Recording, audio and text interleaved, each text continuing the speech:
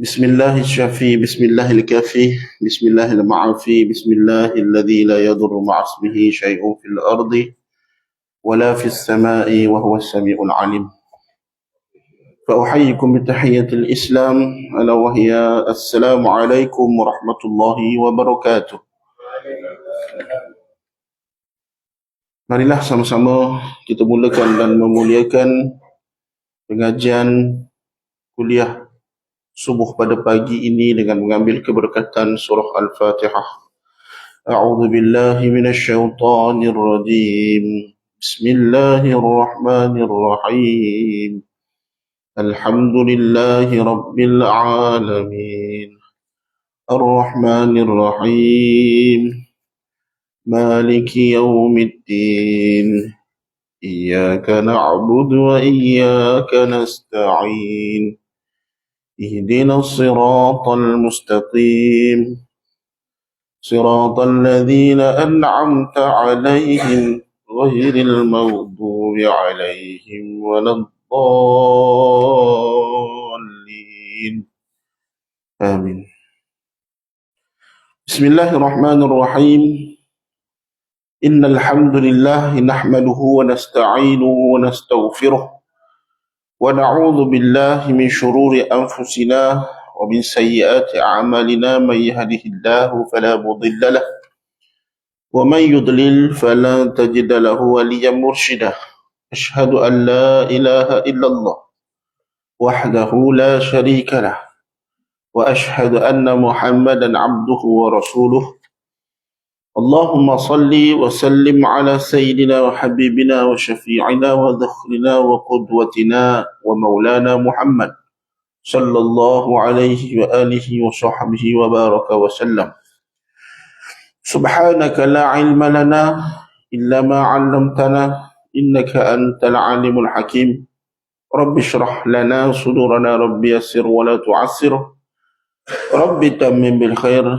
أما بعد، فقال الله تعالى في كتابه الكريم بعد أعوذ بالله من الشيطان الرجيم: والذين جاهدوا فينا لنهدينهم سبلنا وإن الله لمع المحسنين.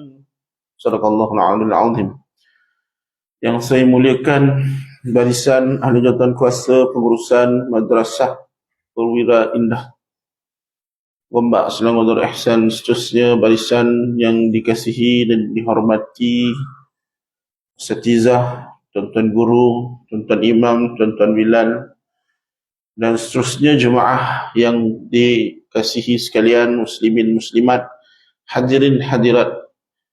Alhamdulillah, pertama dan selama-lamanya marilah sama-sama kita rafa'kan kesyukuran kehadrat Allah Subhanahu wa taala kerana pada pagi ini kita masih lagi dibangunkan dan dibangkitkan sehari lagi di dalam kehidupan dunia yang bersifat sementara ini, dan inilah hakikat dan realiti yang perlu kita tempuhi, di mana inilah ruang dan peluang untuk kita sama-sama menikmati dan juga menjalani ibadah yang amat mulia di sisinya, iaitu kita dapat berpeluang lagi menyambung jumlah bilangan hari berpuasa.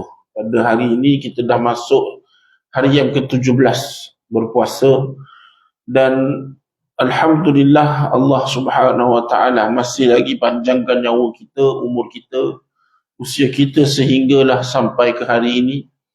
Dan moga-moga kalaulah andai kata kita tidak dapat berpeluang untuk menyempurnakan sebulan puasa Ramadan, moga-moga Allah matikan kita dalam keadaan beriman dan juga diampunkan serta dibebaskan daripada azab api neraka, insya-Allah.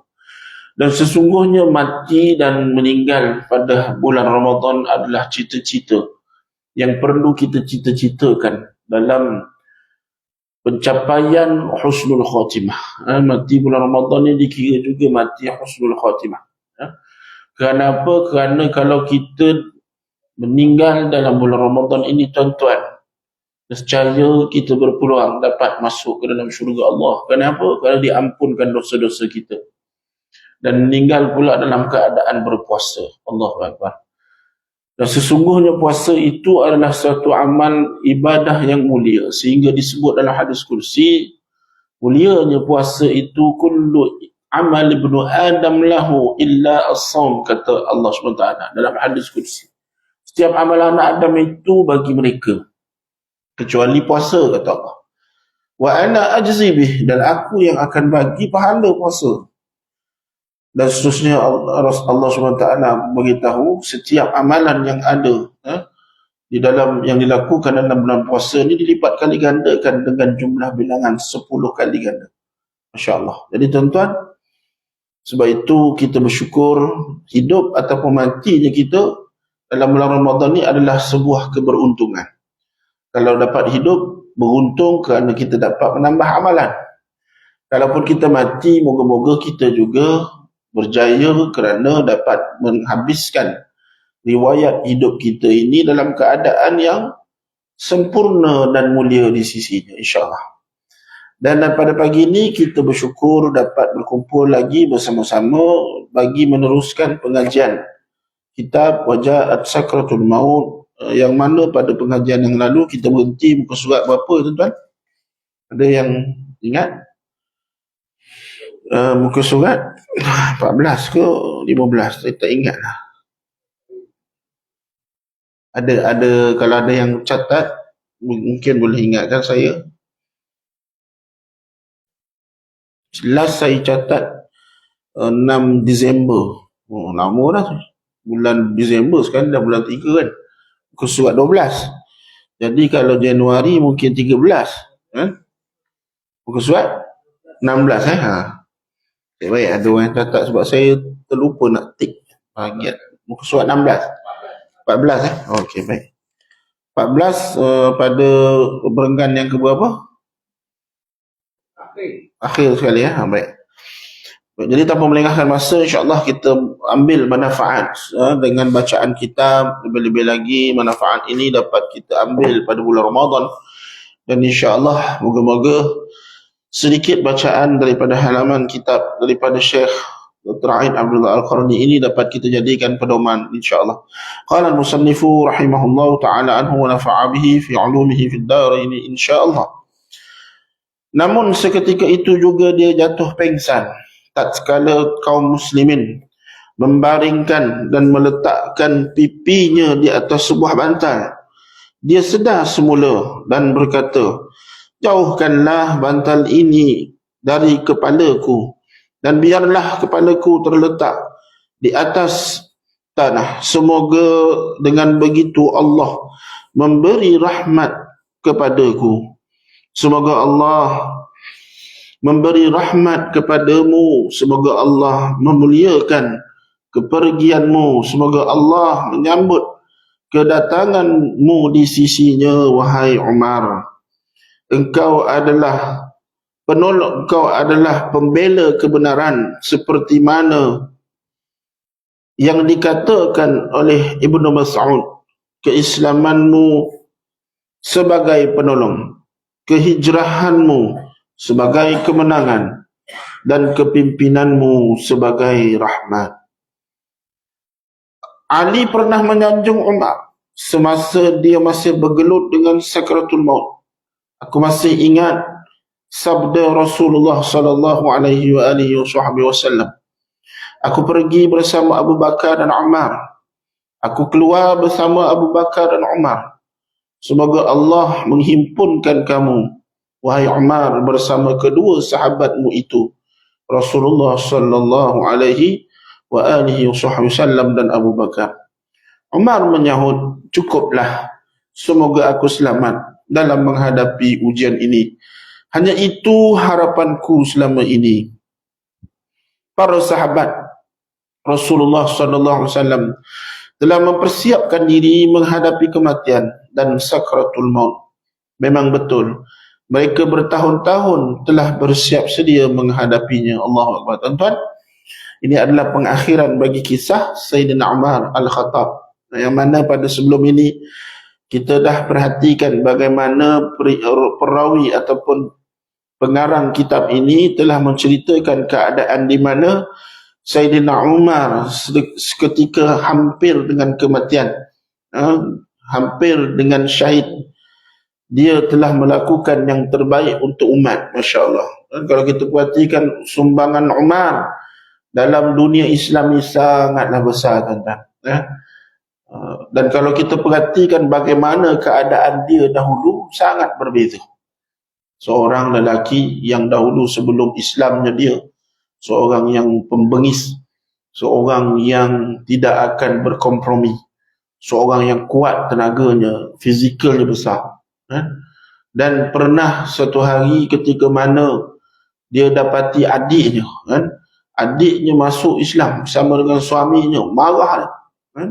Lelaki yang sama inilah dulu, tuan-tuan, kalau kita perhatikan, yang berniat untuk membunuh Rasulullah SAW. Dia tahu aja apabila adiknya masuk Islam, ada orang provok dia. Hai Umar, takkan kau nak biarkan saja Muhammad menjadikan agama, ajaran yang dia bawa ini sehingga dipengaruhi oleh ahli keluargamu sendiri. Dia kena provok. Sebab ada orang Mekah yang tahu adik dia masuk Islam, Lalu Umar tak tahan lagi dengan tekanan tersebut. Dia pun marah. Kerana apa? Dia takkan biarkan ahli keluarga dia mengikuti baginda Nabi Muhammad, ajaran Nabi Muhammad. Maka dia pun mengatakan, hari ini aku akan bunuh Muhammad. Masya Allah. Jadi dengan niat, dengan semangat yang membara tadi, tuan-tuan, itulah yang dia bawa ketika mana waktu itu bersembunyinya adiknya, bersembunyinya adik di hadapan rumah Abi Al-Arqam. Ketika itu para sahabat yang baru memeluk Islam akan menerima ajaran-ajaran daripada Rasulullah di rumah Muhammad Abi Al-Arqam. Jadi ketika itu Umar pun tidak ada seorang pun yang mampu nak menghalangnya. Dia pergi rumah adik dia, dia tendang pintu. Sebelum itu dia dengar ayat, waktu dia dengar ayat surah Taha, ketika itu hatinya masih lagi dalam keadaan membara-bara, marah. Bermaksud apa? Dalam keadaan itu dia tidak boleh menghayati Al-Quran. Lalu ketika dia pecah masuk rumah adik dia, dia tampar berdarah adik. Suaminya pun kena juga. Lalu ketika mana dia marah, dia ingin nak membunuh orang yang mengajarkan ayat itu sehingga adiknya berubah sedemikian rupa. Dia nak pegang mushaf. Waktu itu tak ada Al-Quran lagi, tuan-tuan. Hanya ada helaian lembaran yang ditulis. Jadi adiknya dengan tegas, dengan berani mengatakan, hindarkan, jangan kau sentuh ayat yang suci ini. Kerana kau kotor Umar. Dalam keadaan berdarah-darah tu, mulut dah berdarah, tapi berani adik dia. Terkejut Umar kerana adik dia berani, perempuan pula tu, berani untuk menegur Umar sehingga mengatakan, kau berada dalam kotor, ayat ini suci dan lebih mulia daripada kau. Kalau kau nak pegang dan baca, bersihkanlah diri kau dulu. Lalu Umar pun pergi bersihkan diri. Dia tenang, dia duduk, dia duduk, dan ketika itulah dibacakan kembali surah ayat yang sangat powerful, tuan-tuan. Inilah ayat surah Taha ayat 1 hingga 5. Kalau kita tengok, bukannya banyak pun ayat yang turun yang dapat menyentuh hati Sayyidina Umar Al-Khattab. Lalu dibacakan padanya Bismillahirrahmanirrahim. Dan bacaan itu pula, tuan-tuan, bukan macam bacaan sekarang. Imam sekarang ni berlagu-lagu, berlagu-lagu kalau ikutkan lagi sedap daripada zaman itu. Zaman itu bacaan hanyalah plain saja. Bismillahirrahmanirrahim. Taha ma anzalna 'alaikal qur'ana litashqa illa tadhkiratan liman yakhsha, ila akhir. Baca sampai ayat yang kelima, lalu berhenti di situ. Hati Umar mula merasakan sesuatu. Allahu Akbar. Dan ketika itulah dia merasakan ayat yang sedikit dan pendek itu benar-benar menggoncangkan hati. Kenapa pada ketika itu dia boleh menerima ayat ini, tuan-tuan? Kerana pada ketika itu dia berada dalam keadaan bersih. Yang kedua, dia berada dalam keadaan bersedia. Kenapa? Kerana tadi dia rasa menyesal. Aku dah pukul adik aku ni dalam keadaan. Sebab itu amarah ni, Kata baginda Nabi SAW, innal ghadaba minan nar, kan? Wa khuliqan nar wa khuliqas syaitan minan nar. Kata Nabi SAW, sesungguhnya sifat ataupun perasaan marah itu daripada api, dicipta daripada api, kan? Wa khuliqas syaitan minan nar. Dan Nabi kata diciptakan syaitan itu daripada api. Wa kaifa itfa'un nar, dan Nabi kata apa, dan bagaimana nak memadamkan api? Lalu Nabi sebut itfa'un nar bil ma' falyatawadda. Nabi kata apa, nak padam api tu kenalah dipadamkan dengan air, maka berwuduk dan bersihkanlah diri kamu. Jadi nampak Umar tadi kesannya, kan? Bila dia dalam keadaan marah, dia not rational, otak dia tak boleh nak berfikir secara normal, dia tak ada common sense. Sebab ketika itu syaitan menguasai setiap pembuluh darah yang ada ketika sifat amarah berlaku. Bila kita marah ni, kita punya blood pressure naik, tuan-tuan, kan? Yang naik sebenarnya bukan sekadar darah, tetapi pembuluh-pembuluh darah itu juga adanya syaitan. Kerana dalam hadis yang lain, syaitan ni akan dapat bergerak melalui pembuluh-pembuluh darah yang ada setiap rongga badan manusia. Hebatnya Allah bagi akses kepada manusia ni, kepada syaitan ni. Syaitan ni diberi akses bebas oleh Allah SWT, sehingga syaitan boleh duduk dalam pembuluh darah kita. Hebat Allah bagi akses, dan itulah berat ujian manusia. Sebab itu amat besar ujian manusia bila mana dia dapat melepasi ujian tersebut, ujian syaitan, ujian nafsu. Dia punya ganjaran dia adalah syurga, kan? Ganjaran dia sangat tinggi di sisi Allah, sebab ujian tu berat, kan? Sebab itulah ketika kita berpuasa, kita dapat menghindari pergerakan-pergerakan syaitan.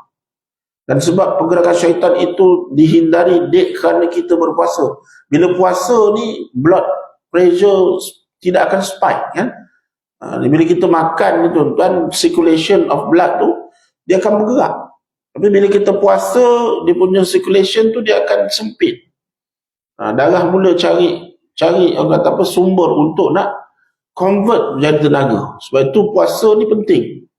Sehingga Nabi sebut puasa itu perisai. As-sawmu al-wija', kan? Orang yang berpuasa ni adalah perisai, kan? Jadi sebab itu dengan puasa, orang akan elak daripada melakukan maksiat. Orang akan mula rasa sabar.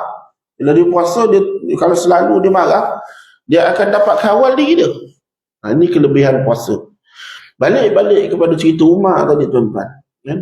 Apabila Umar tenang, bersihkan diri, duduk dalam keadaan ada empati dan simpati, tengok adik dia dah berdarah-darah, dia mula rasa kesian, lalu dibacakan.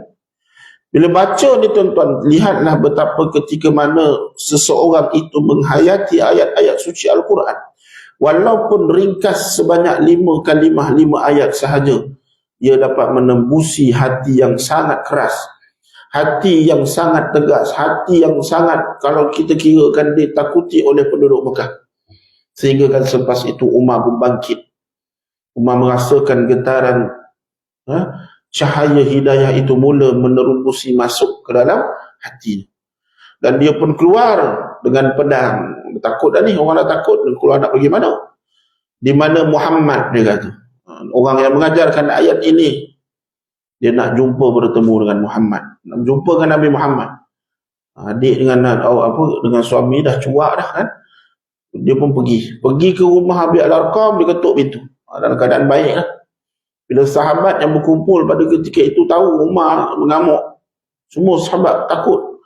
Waktu itu, ketika itu, kerana apa? Jumlah bilangan sahabat sedikit. Yang antara yang terawal Ali, Hamzah, kan? Dan juga Abu Bakar, kan?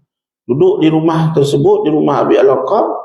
Lalu ketika mana di luar yang ketuk pintu itu adalah Umar, mereka pun mengatakan sesungguhnya Umar datang, takut nak buka pintu. Tapi ada seorang lagi sahabat yang hebat yang digelar sebagai Asadullah. Itulah Hamzah, Sayyidina Hamzah, bapa saudara Nabi, yang Nabi sangat kasih dan Nabi sangat cintai, sangat sayang. Tapi dia generasi apa? Millennial. Dia bukannya generasi Gen Z. Sedang cerita lah, kan? Dia tak sama umur dengan Nabi, dia up. Dia umur 50 ke atas. Waktu itu Nabi umur 40 kan, 40-an, sebab menerima wahyu. Apabila perintah fasda' bima tu'mar, maka berdakwahlah ketika mana apa diperintah, dakwah secara terang-terangan. Umur Nabi jadi Rasul umur 40 kan. Jadi ketika itulah, pada awal itu Sayyidina Hamzah pun dengan berani keluar. Tak apa, biar aku yang settle. Kalau orang gedebek dengan orang gedebek, tak apa, boleh temu. Pula kata Kelantan lah. Dia debek, aku pada debek juga. Ibarat gitulah kata Hamzah. Dia pun buka pintu. Umar bila tengok yang buka pintu tu Hamzah, dia pun gerun juga. Sebab Hamzah ni ibaratnya ayahanda. Dia ni abalong. Kalau dalam persatuan kan, bangsa apa ni, orang-orang Melayu contoh kan, ada gelaran-gelaran abalong abangah kan. Contoh lah kan, pekidah apa kan, dia kalau yang level paling tinggi ayah anda kan. Hamzah, Umar takut sebab level Hamzah ni ayah anda, all timer, tak boleh dia nak lawan. Umar hanya gelaran abalong je kan. Bawah abalong abangah siapa? Khalid Al-Walid. Khalid Al-Walid generasi Gen Z, yang muda. Di 3 generasi susuk tubuh sahabat yang sangat hebat penampilannya, gagah dan kuat, dan juga orang kata apa, otai lah. Ditakuti di kota Mekah kan. Hamzah ditakuti masuk Islam kan. Kalau kita tengok bagaimana Hamzah masuk Islam pun hebat. Hamzah masuk Islam ketika mana datangnya Abu Jahal yang mula memprovokasi baginda Nabi Muhammad SAW, dan mula dia nak melakukan kekasaran fizikal pada baginda Nabi Muhammad atas dakwah yang dilakukan. Hamzah dapat tahu ketika mana sahabat-sahabat cerita, anak buah kau kena kacau, anak buah kau kena kepung dengan Abu Jahal, tim-tim Abu Jahal. Ringkasan cerita, Hamzah masa tu baru balik daripada memburu. Hamzah ni dia perangai dia tuan-tuan, orang-orang yang ibaratnya fighter lah kan. Geng fighter ni, dia kalau pergi memburu seorang je. Hamzah dia tak akan pergi memburu beramai-ramai berkumpulan. Hamzah kalau pergi memburu seorang-seorang. Dan ada riwayat menyebut ketika Hamzah balik memburu tu, dia bawa balik kepala singa. Tu antara sebabnya dia digelar sebagai Asadullah, singa Allah. Bayangkan tuan-tuan, memburu orang bawa balik ayam, kancil, ikan patin. Kita kalau pergi memburu ke hutan bawa balik ikan kan, paling-paling hebat pun rusuk lah sekali-sekala, itu pun bosan rusuk, kancil lah kan, masuk hutan. Hamzah pergi memburu bawa balik kepala singa bawa balik Zaman tu tak ada halal haram lagi tuan-tuan, jahiliyah kan. Bawa balik singa, Masya Allah. Balik tu bila dengar je orang mengadu, ya anak buah kau kena kacau. Dek Umar, Amru, nama Abu Jahal Umar juga kan. Amru bin Hisham kan. Umar adapun Sayyidina Umar Ibn Khattab kan. Lalu Sayyidina Hamzah campak dia punya kepala singa tu, terus pergi dekat Abu Jahal, dia lampang Abu Jahal, terbalik kepala tuan-tuan kan. Kemudian Abu Jahal tak berani melawan, berkesan pipi dia. Lalu Hamzah kata apa?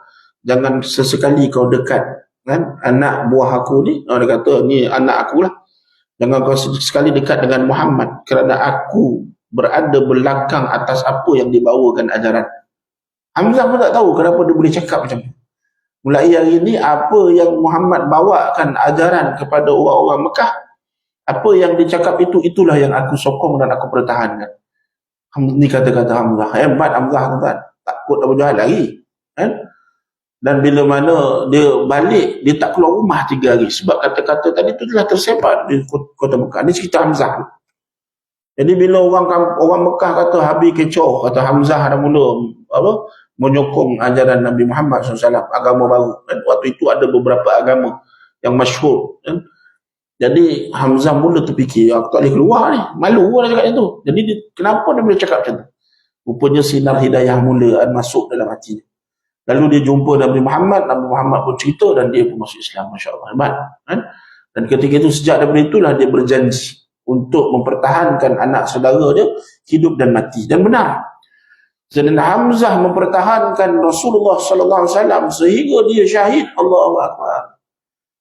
Kerana apa? Dia syahid di medan peperangan, dia mati syahid tuan, kerana mempertahankan ajaran Nabi SAW sehingga dibunuh oleh pengkhianat.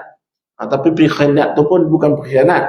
Akhirnya yang bunuh dia tu pun kan Khabib kan, Khabab. Nama pembunuh tu Khabab, seorang hamba yang dia diberi jaminan kalau kau dapat tombakkan Hamzah, kerana pada ketika itu antara fighter yang payah nak tumbang. Beberapa hari berperang pun Hamzah steady je lagi. Berapa orang dah dia penggal kepala orang-orang kafir Quraisy, hebat kan? Tapi ada ketika mana tuan kepada Khabab kan, ada sebut Utbah, ketua apa, ada sebut kata Syaibah punya, dia punya tuan dia, Wallahu a'lam, tak tahu yang mana satu. Tapi Khabab ni bila dengar macam tu, dia pun ambil peluang, ngintip senyap-senyap, bawa tombak. Kenapa? Jaminan dia akan dibebaskan. Dia nak bebas, dia cuma tahu nak bebas je. Dia tak terniat pun, tak terfikir pun sebenarnya, dia tak ada niat pun, cuma dia nak bebas. Kerana hamba ni adalah sebuah keadaan di mana dia dimiliki oleh tuan, dia tak boleh bebas kan? Jadi ketika dia dapat peluang, ditombaknya belakang Hamzah dan dia mati syahid, Masya Allah kan?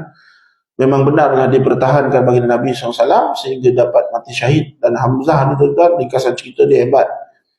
Bila dia mati syahid, Nabi SAW dilihat kan, menangis tak seperti mana menangisnya Nabi sewaktu kewafatan Sayyidatina Khadijah dan juga Abu Talib. Menangis juga, tapi meninggalnya Hamzah sehingga diriwayatkan oleh para muhaddis, Nabi SAW ketika membahyangkan jenazah Sayyidina Hamzah, Nabi solatkan sebanyak 71 kali. Allahu Akbar. Betapa sayang dan cinta. Sebab apa? Dah tak ada siapa-siapa. Abu Talib meninggal, isteri meninggal, anak-anak meninggal.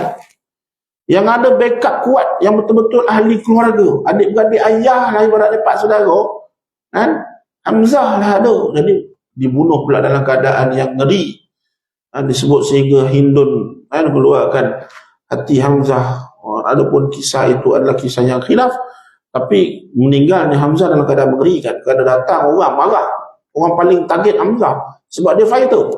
Bila dia tumbang aja dengan tusukan daripada Khabab, dan itu Khabab lari. Bila tahu dia Hamzah tumbang, ramai orang kafir Quraisy datang. Maka jenazah Hamzah tidak dapat diselamatkan, maka dia berada dalam keadaan syahid yang mengerikan. Tapi disempurnakan balik ketika mana nak dikebumikan. Dan Nabi begitu sedih. Nabi sangat sedih sehingga Nabi sembahyang lebih 70 kali, Masya Allah. Sayang cintanya Nabi. Balik-balik pada Umar tadi tu, bila Hamzah yang depannya, Umar pun kata, aku nak bertemu dengan Muhammad. Kata, kalau kau nak bertemu dengan Muhammad kerana kau nak bunuh dia, kau kena melalui aku, kata Hamzah. Tak berani Umar, tak berani nak masuk. Tetapi aku bukan nak cari masalah, aku bukannya nak bunuh ataupun aku bukannya nak datang untuk buat masalah, kata Umar. Aku hanya nak bertemu dengan Muhammad. Lalu Nabi Muhammad pun ketika nak keluar tu, sahabat anak kata, tak apa ya Rasulullah, kami kena jaga kamu. Sayang, sebab Nabi penting, nyawa Nabi lebih penting kan? Tapi Nabi lebih hebat, lebih fighter daripada Hamzah. Tak apa, Nabi pun keluar, ketepikan Hamzah. Berani lah, Nabi lagi berani kan? Dengan cakap Nabi tak fighter, Nabi lagi fighter kan? Nabi pernah bergulat apa tuan-tuan? Bergusti kan? Dengan seorang sahabat yang kuat, dikira kuat juga kan? Kalah, banyak kali kalah, Nabi menang. Nabi bukan antara, bahkan Nabi yang terkuat sebenarnya. Cuma Nabi sifat akhlak Nabi tu lebih kasih daripada sifat untuk menghukum. Sebab tu dalam banyak-banyak peperangan, cuba kira berapa banyak yang Nabi bunuh. Tak ada. Tidak ada pun, seorang pun. Kecuali ada cuma riwayat itu menyebut Nabi tak nak bunuh, tapi dia datang kepada Nabi. Seorang tu je. Kan? Itu pun bukan Nabi niat nak bunuh dia. Kenapa? Bayangkan tuan-tuan, betapa mulianya hati baginda Rasulullah SAW. Setiap kali siri peperangan, banyak peperangan Badar, Uhud, Khandaq, kan? Peperangan siri demi siri, Mu'tah dan sebagainya kan? Ketika Nabi berada dalam peperangan itu, Nabi berlawan dengan orang-orang kafir Quraisy. Bayangkan ketika itu orang kafir Quraisy berniat untuk membunuh Nabi, tetapi ketika itu Nabi boleh mengawal untuk supaya apa yang ada kelebihan pada Nabi untuk tidak membunuh orang ini, dan Nabi mendoakan setiap kali berlawan dan bertempur dengan mereka, ya Allah berikanlah dia hidayah. Masya Allah. Ulama kata setiap kali Nabi melawan, Nabi tak ada niat bunuh, tetapi Nabi berdoakan, ya Allah bagilah dia hidayah. Sampai tahap tengah berperang pun Nabi minta lagi supaya bagi hidayah dekat orang-orang kafir. Bukankah mulia akhlak Nabi SAW? Sebab tu yang bunuh orang-orang kafir ni bukannya Nabi, tapi banyaknya para sahabat. Tapi hati Nabi itu mulia. Nabi hanya menginginkan mereka diberikan petunjuk hidayah. Sampai tahap waktu perang pun, Allahu Akbar. Mampu kita buat macam tu, tuan-tuan. Kan? Kita ke pantang jumpa musuh kan, nak tumbuk muka kau kan. Kau jangan lalu depan den kan. Memang tak nak tengok muka kau. Kita lain, terbalik, tuan-tuan kan. Jadi balik kepada Umar, tuan-tuan, yang mana sebelum ni saya dah cerita dah kisah bagaimana Umar meninggal. Kan? Dah cerita dah kan, bagaimana Sayyidina Umar dibunuh oleh Abu Lu'lu'ah, kan? Tapi cerita Umar meninggal tu nanti saya akan masukkan sedikit pada pengakhiran nanti, insya-Allah. Dan balik pada bagaimana ini nak cerita dia sempurna dengan nuzul Quran itu, tuan. Hebatnya penangan Al-Quran, Allahu Akbar, kan? Hanya dengan 5 ayat boleh mengubah peribadi seseorang yang, kalau kita tengok karakternya dulu, seorang yang suka melakukan maksiat, seorang yang batil, seorang yang sifatnya pembengis, tapi telah merubah.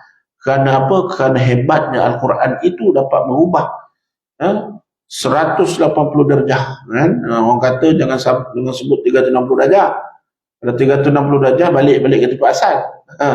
Berubah 180. Mana kata pun pusing balik, kan? Jadi Sayyidina Umar dapat merubah keseluruhan hidupnya sehingga dia menjadi orang yang mempertahankan Islam. Ketika Umar nak jumpa dengan Nabi Muhammad pun keluar, apa yang kau mahukan Umar? Lalu dia pun menyebut, asyhadu an la ilaha illallah wa annaka Muhammadur Rasulullah. Aku bersaksi bahawa setiada Tuhan yang layak disembah melainkan Allah, dan aku bersaksi engkaulah Muhammad Rasulullah.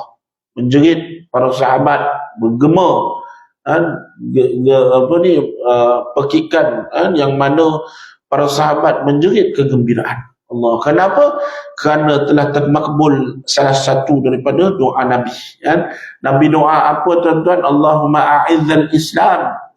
Kan? Allahumma a'izzal Islam min ahadil amarain. Kan? Nabi doa, ya Allah muliakanlah Islam ini dengan keislaman. Kan? Dua daripada salah satu Umar.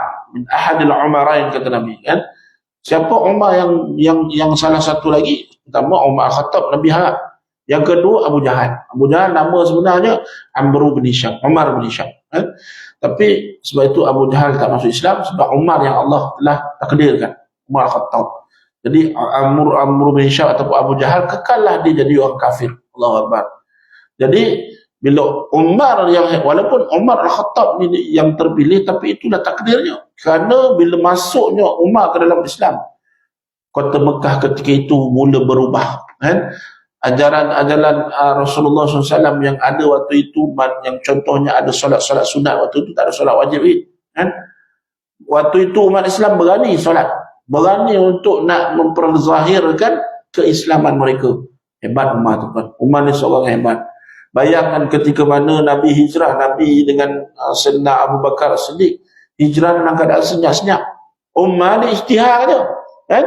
Dia isytiharkan sampai dia kata apa, kalau siapa-siapa yang nak tengok anak dia jadi anak yatim piatu, siapa yang nak suaminya nak isteri yang kehilangan suami siapa yang nak anak dia kehilangan ayah, dan juga siapa yang nak ayah dan ibu kehilangan anak, maka sekatlah aku di pintu kota Mekah ini, kerana aku isytiharkan, aku akan ikut Muhammad untuk berhijrah, kan?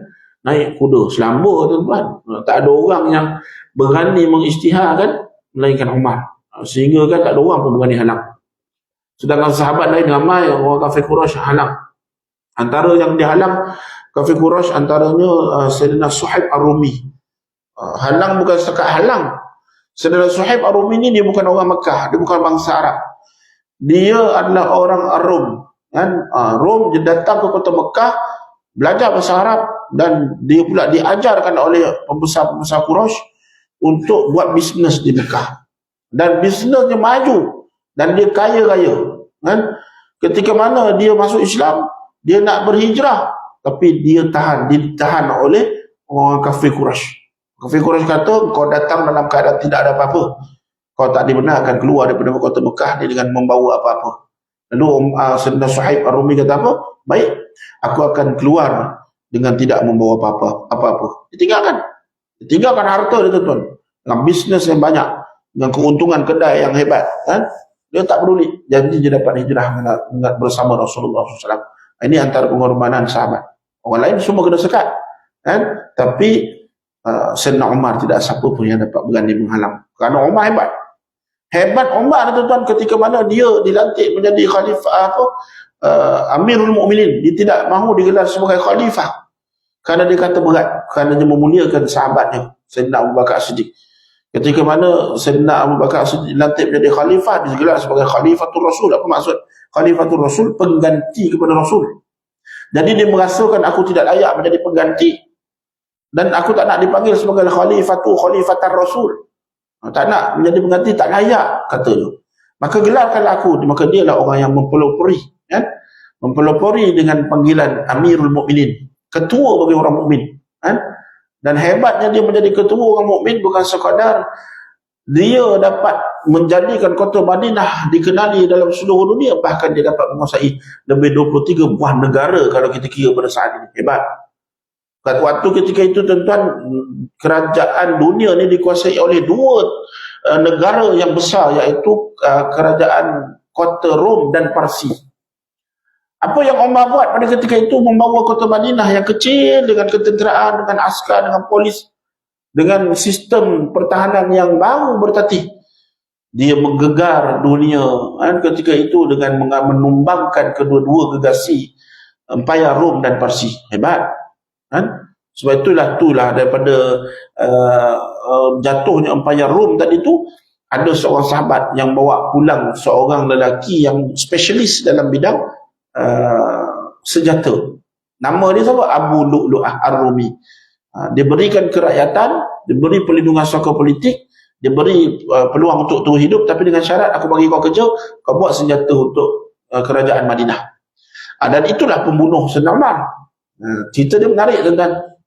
Sayyidina Umar dibunuh oleh pegawai atasan dia sendiri. Kerana apa? Kerana ada perasaan hasad dan dengki. Nanti kita akan ceritakan.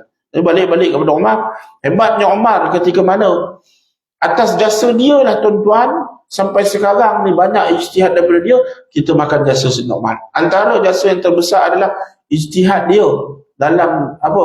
Dalam melakukan solat sunat tarawih. Ini janganlah kita berbalah-balah, kan? Ada orang kata tak ada tarawih 20, padahal Umar lah yang mempelopori ijtihad tarawih sebanyak 20, kan? Kalau tak mampu nak buat 20, buat 8 sikit yang mampu kita buat. Jangan bergaduh-gaduh. Ini tidak 20, ada orang geng 20 kata 8 tak buat.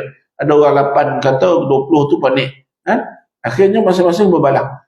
Tak perlu kita nak berbalah, kerana jasa Sayyidina Umar ni patut kita hargai. Allahu Akbar. Dan inilah hebatnya Sayyidina Umar ketika mana kita perhatikan sebagai kesimpulan, tuan-tuan, akhirnya seorang susuk tubuh yang mulia di sisi Rasulullah SAW dan juga para sahabat yang mengiktiraf kedudukan Sayyidina Umar ketika sebelum dia mati, tuan-tuan, sebelum dia syahid, kan? Rambutnya gugur, Allahu Akbar, badannya yang sasa, yang tegap, kurus kering, kan? Kenapa? Kerana setiap hari dia tak boleh tidur memikirkan umat, kan? Sehingga kan dia risau, takut kalau ada seorang pun yang akan mendakwa dia di hari akhirat, kalau dia tidak adil, dia takut. Allahu Akbar. Dia tak boleh tidur setiap malam, tuan-tuan. Bahkan ketika mana pagi subuh itu, dia ceritakan, kan? Pada awal subuh itu dia membacakan ayat surah Yusuf, menceritakan tibalah pada ayat menceritakan bagaimana penyesalan Nabi Yaqub yang mana menyesali perbuatan anak-anaknya, kan? Kisah sedih dalam surah Yusuf. Maka ketika itu sebab hati dan jiwa sanubari Sayyidina Umar ketika mengimamkan para sahabat, menangisnya dengan ayat itu. Dan ketika dia menangis itu, datanglah Abu Lu'lu'ah Ar-Rumi, yang mana Abu Lu'lu'ah ni dia dah simpan dendam lama. Atas sebab apa, tuan-tuan? Abu Lu'lu'ah ni dia dah masuk dalam Madinah, dia diberi gaji. Tapi gaji itu walaupun besar, dia kena cukai yang besar juga. Dia dikenakan cukai tinggi. Pada asalnya cukai tinggi itu tidak menjadi masalah. Yang menjadi masalah apabila datang seorang lagi rakyat Rom yang dibawa pulang oleh Sayyidina Anas bin Malik. Anas bin Malik diperintah oleh Umar, kata Umar, kau pergilah cari pembunuh abang kau. Kan? Abang dia Barak bin Malik. Barak bin Malik dibunuh ketika berperang di Rom, di kota Rom pada peperangan Rom. Abangnya dibunuh oleh oleh seorang lelaki Rom yang juga dia dibunuh oleh Humurzan. Nah ni Humurzan ni punca dia. Humurzan ni dia bunuh Barak bin Malik, abang pada Anas bin Malik. Lalu Sayyidina Umar perintahkan Anas, kau pergi sana Rom, bawa balik pembunuh abang kau. Aku nak adili di Mekah, di Madinah. Lalu ceritanya, pendek cerita, Anas bin bawa balik Humurzan. Humurzan ni tuan-tuan dengan bangganya dia antara pembesar Rom juga. Kan? Tapi dia ni licik, dia ni suka memanipulasikan kata-kata. Jadi dia ni orang yang ibaratnya macam mulut dia, orang kata pun boleh tahan lah. Kan? Bawa balik dalam perjalanan beberapa hari, tuan-tuan hebat tengok akhlak Sayyidina Anas bin Malik. Kan? Anak angkat Rasulullah, khadam Rasulullah SAW. Kan? Kalau kita perhatikan bawa balik pembunuh abang aku, kita settle kat situ lah, tengah jalan kita bunuh, betul tak? Kan? Ni dah ada peluang, tak ada siapa yang dengar, nanti balik cakap kat rumah, tak jumpa, senang, lost. Tapi peluang itu tidak digunakan untuk dibalas dendam.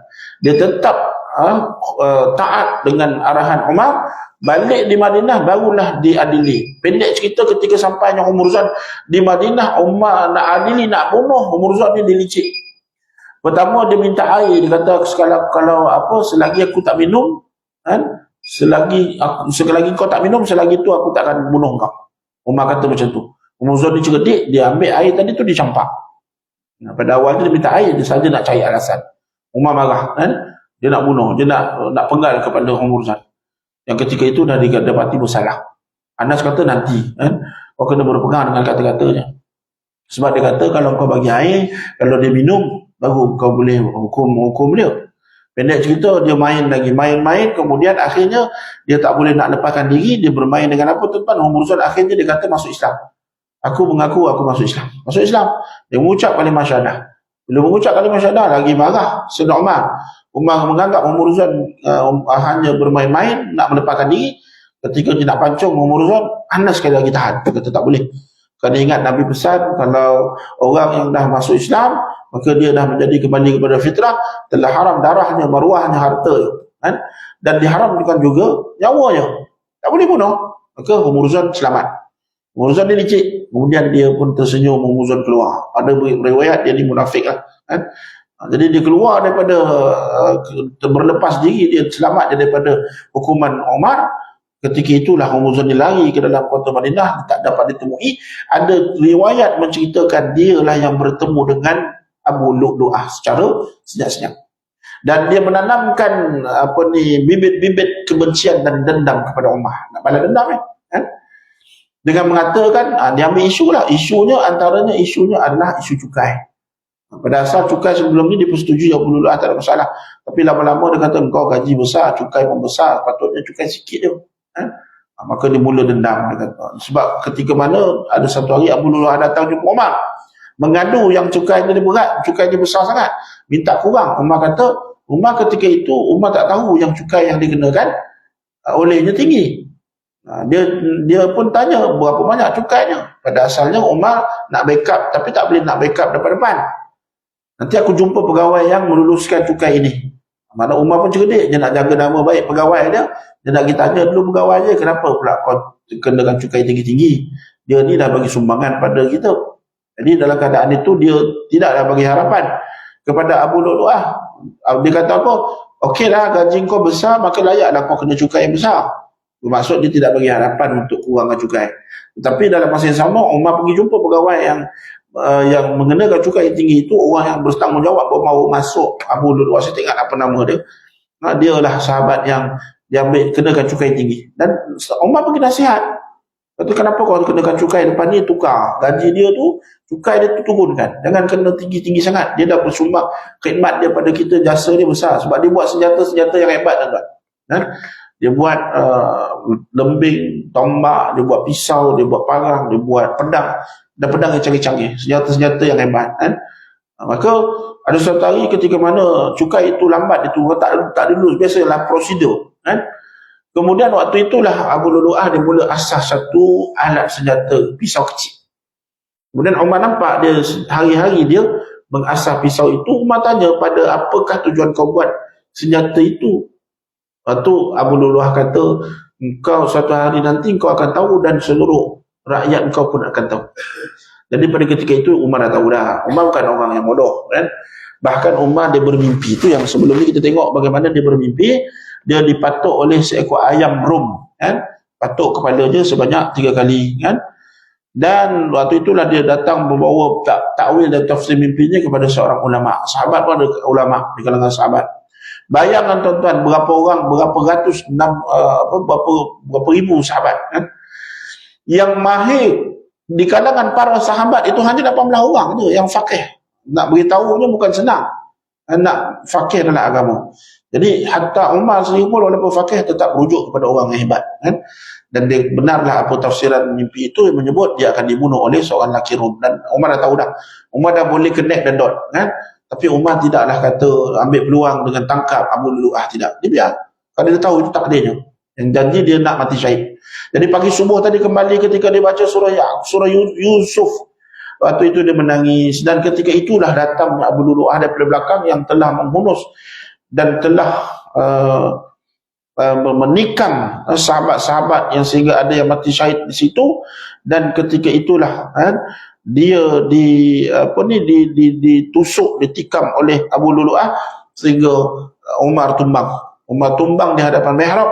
Lalu Umar memberi isyarat kepada yang di belakangnya, iaitu Sayyidina Abdul Rahman bin Auf untuk mengetuai imam. Bermaksud apa? Solat subuh perlu disempurnakan. Jadi ketika Abdul Rahman bin Auf membaca sambung rakaat yang berikutnya, ketika itu beberapa orang umat Islam yang dah syahid, ada yang tercedera. Abu Lulu'ah ni dia panik, dia tak, orang tak buat apa-apa pun kat dia. Dia cuba nak lari, dia tengok umat Islam dah ramai. Ketika solat tadi tu dia panik, dia membunuh diri sendiri. Jadi ada yang menyebut 7 orang yang syahid dan ramai yang cedera. Dalam riwayat menyebut 7 orang yang syahid. Kemudian bila mana habis selesai waktu subuh tadi tu, Abdul Rahman menangis. Bukan menangis kerana kisah Sayyidina Nabi Yaqub tadi. Kali ini menangis kerana melihat Umar yang berlumuran darah. Sahabat pun mendapatkan Sayyidina Umar cuba mendekat luka yang ada pada diri dia. Lalu akhirnya dia tidak dapat merawat lukanya kerana lukanya terlalu dalam. Sehingga datang Sayyidina Abdullah bin Umar, anak Sayyidina Umar, bawa susu keluar daripada perut. Minum keluar balik. Kerana tak boleh nak selamat.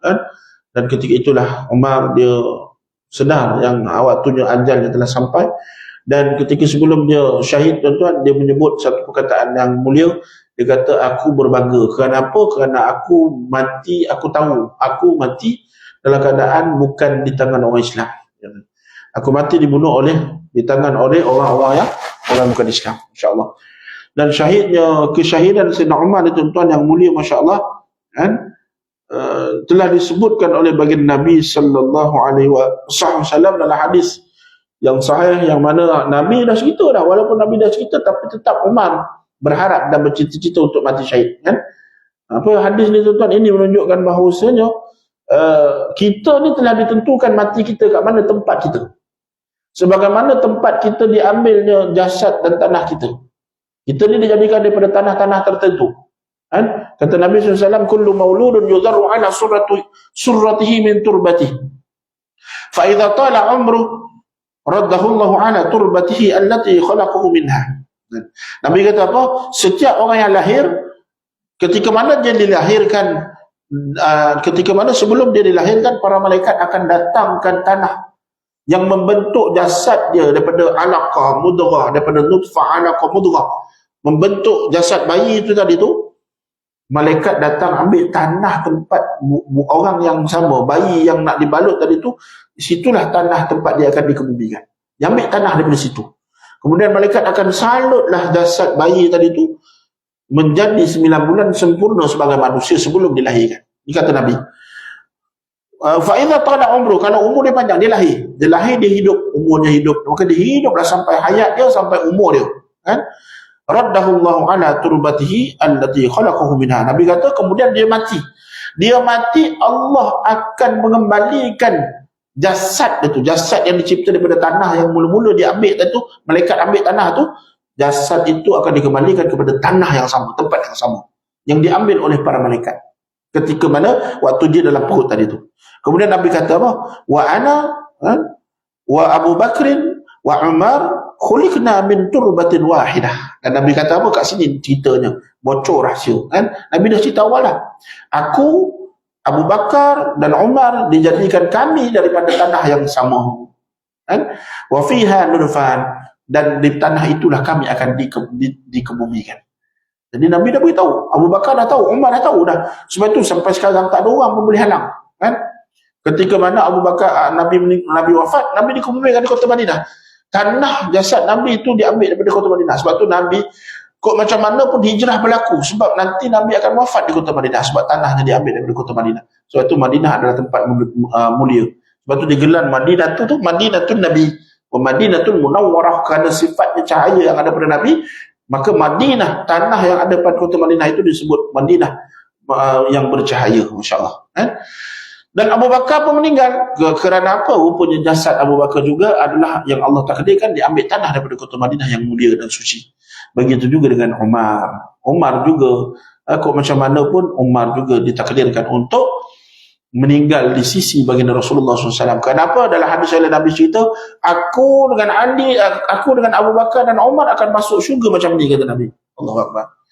Yang menjadi penghulu dalam syurga adalah Abu Bakar dan juga Umar. Allah, hebat Sayyidina Umar, tuan-tuan. Itulah hebatnya. Nak ceritanya daripada mana asbabnya? Daripada puncanya daripada apa? Daripada Umar membenarkan ayat-ayat suci Al-Quran. Kerana dia mula memahami Al-Quran. Baru memahami 5 ayat je dah jadi sehebat itu. Kita ni hari-hari baca Quran. Dan kita ni hari-hari baca Quran, adakah Al-Quran itu terkesan pada hati kita? Allahu Akbar. Tepuk dada, tanyalah iman. Umar 5 ayat je baru dia faham, dia dah jadi sehebat itu, bangun malam tak pernah tinggal, jadi pemimpin yang hebat pula sehingga wafat pula dalam keadaan syahid. Allahu Akbar. Kita hari-hari baca Quran, hari-hari dengar Quran. Allahu Akbar. Allah tidak datangkan kehebatan itu pada kita bermakna masih banyak kelemahan kita, tuan-tuan. Allahu Akbar. Marilah sama-sama kita kembali kepada Allah SWT dengan iktibar daripada kisah Umar ini, insya-Allah.